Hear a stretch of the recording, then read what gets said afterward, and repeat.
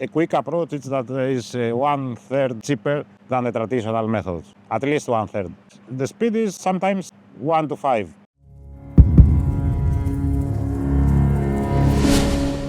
My name is Evangelos and I work in DROBOTiQS. DROBOTiQS is a company located in Greece and is a service supplier that conducts inspections, surveys with the use of drones. Our activities are in many sectors, mainly in maritime industry, and after we have oil and gas sector. In those two sectors there are a lot of confined spaces to inspect. We have inspected crude oil, tankers, bulk carriers. Those are the type of the ships that mainly do inspection and use the UT.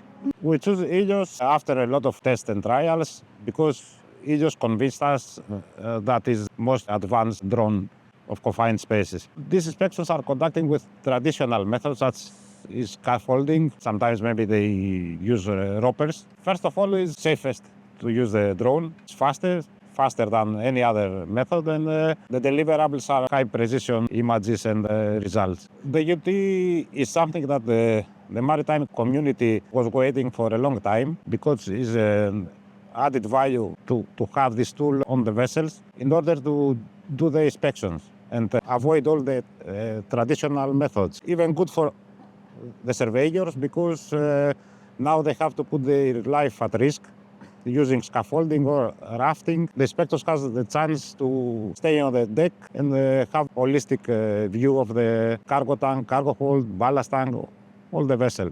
We don't know the prices, but a quick approach is that is 1/3 cheaper than the traditional methods, at least 1/3.